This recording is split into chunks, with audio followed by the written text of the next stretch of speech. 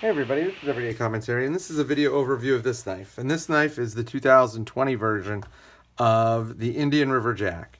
It is sold by Knives Ship Free, which is the company that currently owns the Northwood Knives trade name. And it was made for Northwood Knives by Great Eastern Cutlery. The rumor has it this is going to be the last of the Great Eastern Cutlery made Northwood's knives. And that is a shame because they make pretty good knives. So this is going to be a typical overview. I'm going to tell you what I like and what I don't like. I'm going to first give you some size comparisons and tell you a little bit about the knife. So there is the Northwood's Knives Indian River Jack. And here it is right next to the Benchmade Mini Grip.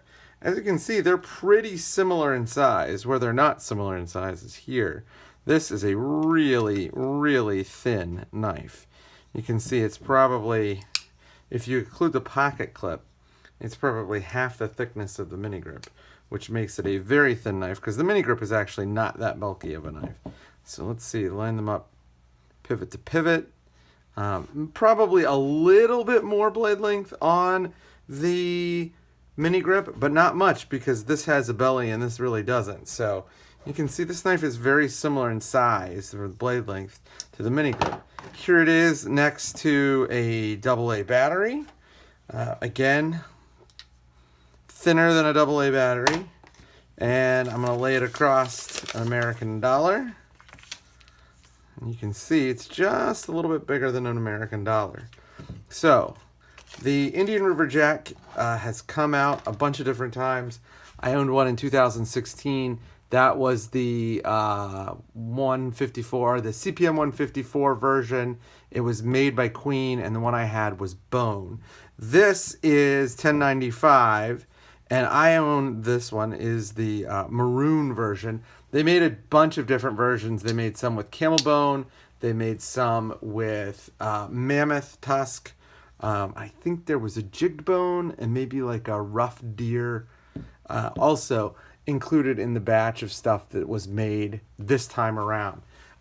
The post went up saying that they were on sale probably a week beforehand on the Facebook page that Knives Ship Free uses. The drop happened. I set a calendar appointment because I'm a huge nerd.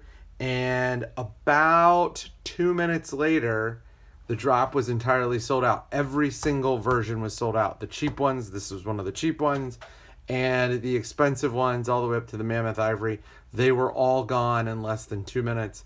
I don't know how big the run was, but it was incredibly fast. I've seen a lot of knives sell out fast, but nothing sells out as fast as that. It was crazy. So let me tell you a little bit about what I like. So the first thing that I really like about this knife is it's super duper simple. The entire knife is that. It just has one blade. The blade is very thinly ground. The tip is nice and pointy. The edge came super duper sharp. And it slices and cuts really well. Just incredibly well. The other thing that I like about the Northwood's Knives Indian River Jack is I like the cigar shape. This is a very basic, simple shape, but it's one that really works in your hand. And if you compare it to what is admittedly a more complex shape, but still not terribly complex. The mini grip works in your hand for many of the same reasons that the Indian River Jack does.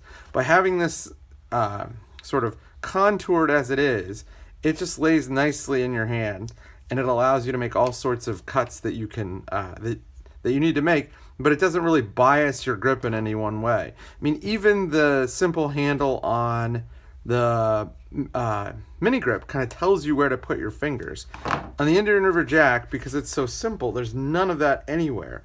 The only knife that I can think of that has a similarly simple handle is an equally great knife, which is the Emerson Mini A100. And that, again, is basically just a stick.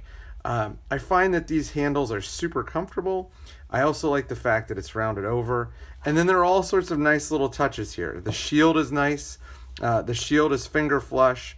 The double bolsters, almost finger flush, not quite.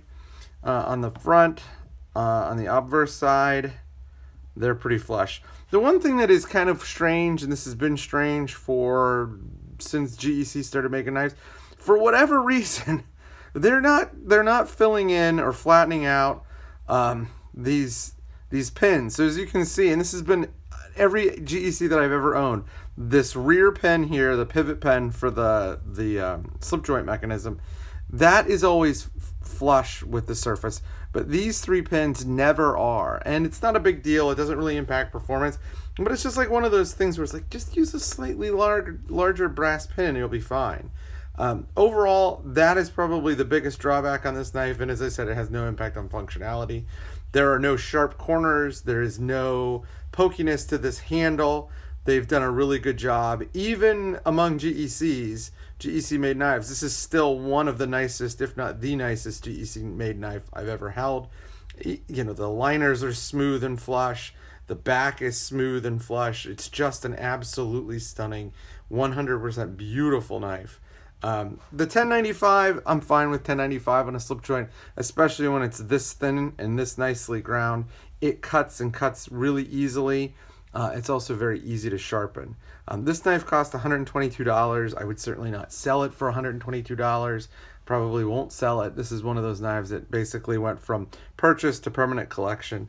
I really do like the way it carries in the pocket. It comes with an okay, not great, but decent leather slip. But I really like carrying it in the Scout Leatherworks pocket, the pocket sheet that I have. It carries a light and a pen, or a light and a flashlight. And in this case, the flashlight is my modified Surefire Titan Plus. So that's a video overview of the Indian River Jack, the 2020 edition in maroon micarta. It is an absolutely beautiful knife. If you can find one on the secondary market, pick it up. You will not be disappointed. Review, as unnecessary as it is, coming soon.